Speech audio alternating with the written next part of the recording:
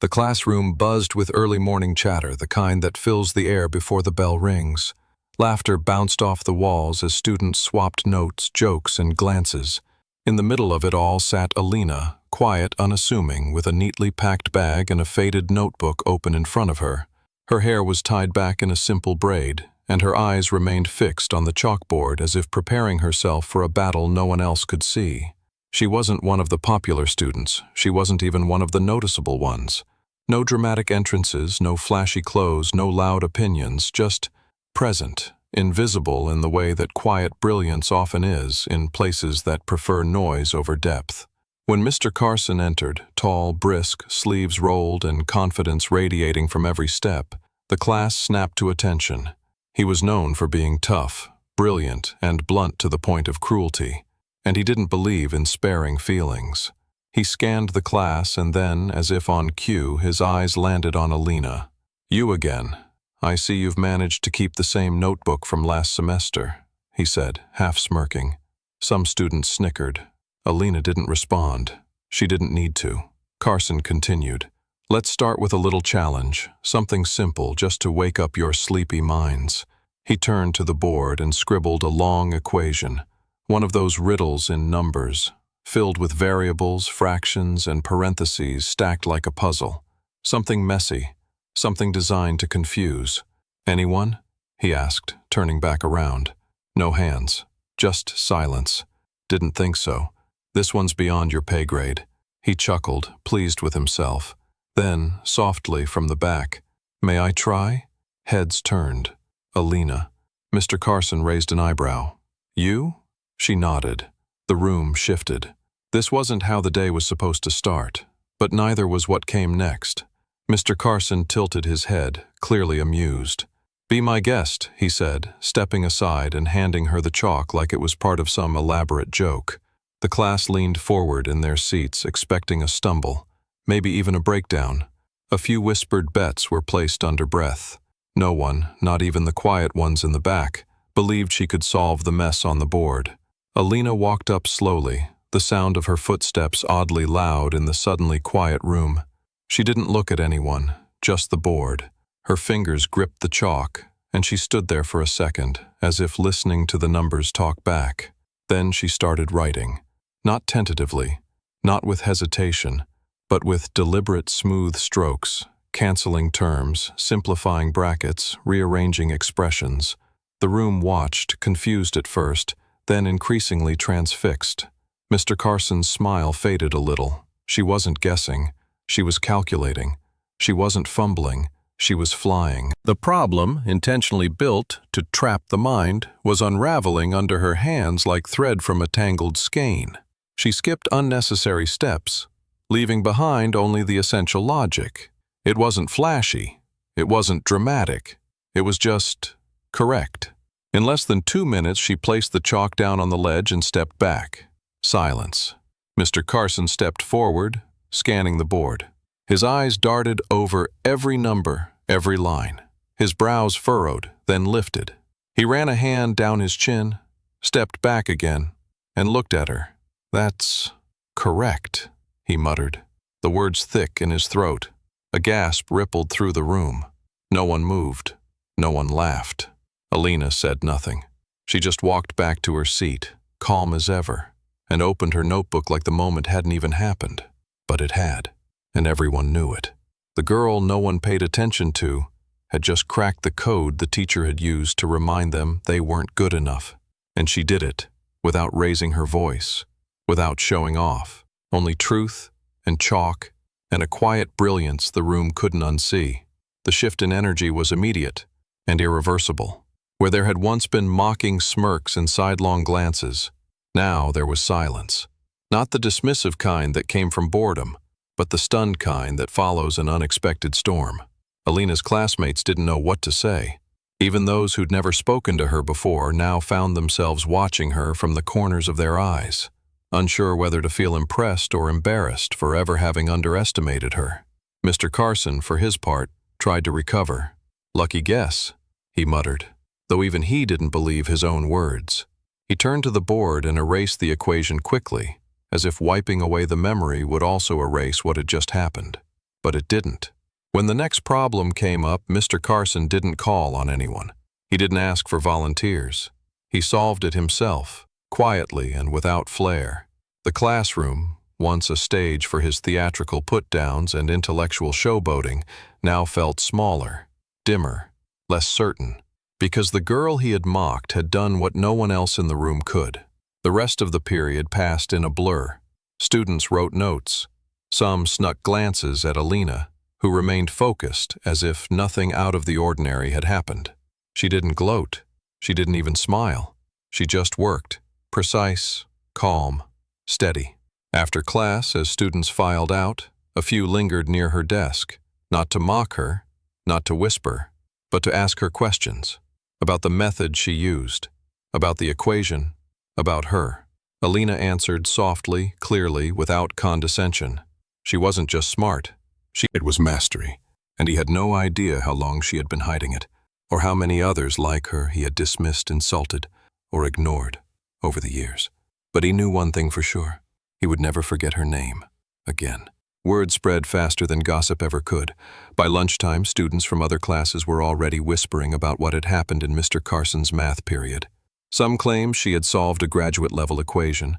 Others said she had humiliated the teacher so thoroughly he left the room red-faced. The truth was quieter, but far more impressive. Alina had stood calmly before the most intimidating teacher in the school and dismantled his test with nothing more than chalk and clarity. She didn't sit alone that day. A girl from the front row asked if she could eat beside her. Then another. Then a boy from science class joined too, curious about how she figured out the answer so quickly.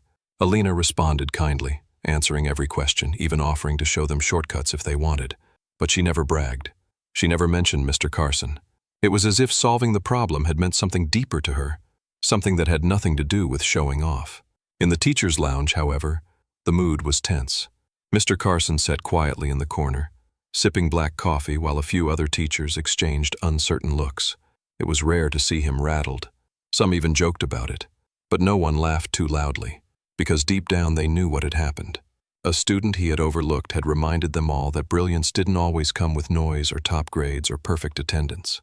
That afternoon, the principal called Alina into her office, not because she was in trouble, but because a guest had arrived. A visiting professor from a nearby university had heard about what had happened, one of Carson's old colleagues, actually. He asked to meet the girl who had solved the problem. Alina entered the office quietly, her notebook still in hand. The professor smiled warmly. "I reviewed the equation. Your logic was flawless." Alina simply nodded. "I'd like to offer you a place in our weekend enrichment program. You'd be studying with first-year college students if you're interested." Alina hesitated. "I'm not sure my family can afford." "It's fully funded," the principal interjected gently. "A scholarship. Your seat is already waiting." For the first time all day, Alina smiled, just a little.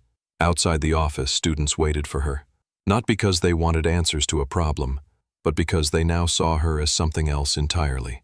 A leader, a genius, and most importantly, a girl who had stayed true to herself, even when no one else believed in her. The world, it seemed, was just beginning to catch up.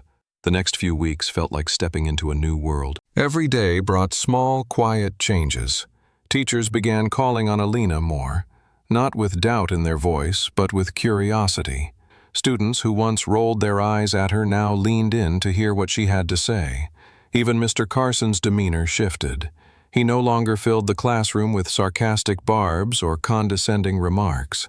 Instead, he taught with more care, more thought, and when he called on Alina, it was with measured respect. Alina herself didn't change.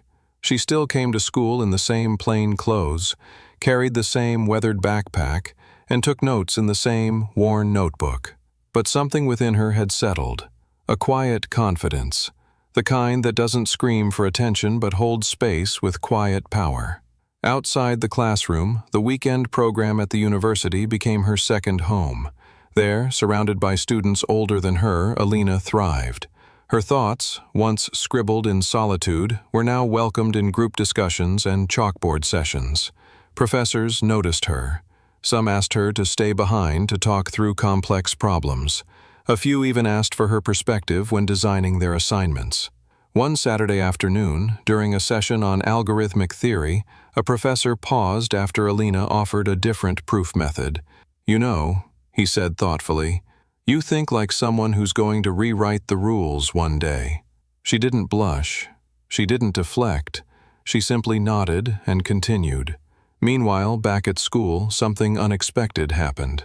Mr. Carson, whose pride had once been his armor, did something no one saw coming. He asked Alina to help co-lead a problem-solving workshop for students struggling with advanced math. At first, she hesitated, not out of fear but out of disbelief.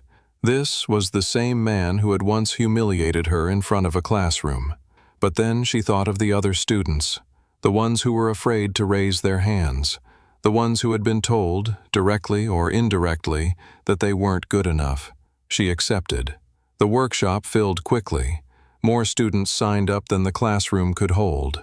And when Alina stood at the front, chalk in hand, there was no laughter, no doubt, just eyes watching, minds open. That day, Mr. Carson didn't stand at the board, he stood beside her. And when the session ended, he said quietly, "You were never the problem. I just didn't know how to recognize the answer." Alina gave a small smile and said, "Most people don't, until it's written in front of them." Graduation day arrived with all the usual fanfare, caps tossed in the air, tearful hugs, photos taken under the school banner. Students laughed and cheered, clinging to each other like this version of their world might never end. But for Alina, it marked the quiet close of a chapter she had once believed would always feel like survival. She walked across the stage to polite applause, wearing a modest dress and shoes borrowed from her older sister. Her name was called, her achievements read aloud. She accepted her diploma without a speech, without flair. But in the crowd, parents whispered, "That's the girl from Mr. Carson's class." The legend had outgrown the classroom. She had become a symbol of what happens when the underestimated rise, not by shouting, but by solving. After the ceremony, as families posed for photos and balloons floated above the lawn, Mr. Carson found her standing beneath a tree, alone. He looked different now, less sharp, more thoughtful. "I owe you an apology," he said quietly. "You already gave it," she replied, "by changing." He nodded, then reached into his coat and handed her a book, a weathered copy of a rare mathematics collection. On the inside cover was a handwritten note, "For the student who reminded me that brilliance doesn't always raise its hand." Alina held the book gently, then looked at him. "Thank you for the equation." He smiled. "You were never meant to solve it, but I'm glad you did." As the sun dipped low, casting a warm glow across the lawn, Alina spotted her parents waiting nearby. Her little brother waved excitedly. In her hand was the book, in her mind a dozen new problems forming. But this time, she wasn't solving them to prove herself. She was solving them because she was ready to lead. She joined the university full-time that fall on a full scholarship. By her second year, she had co-authored a paper that would later be used to reform secondary math curriculum.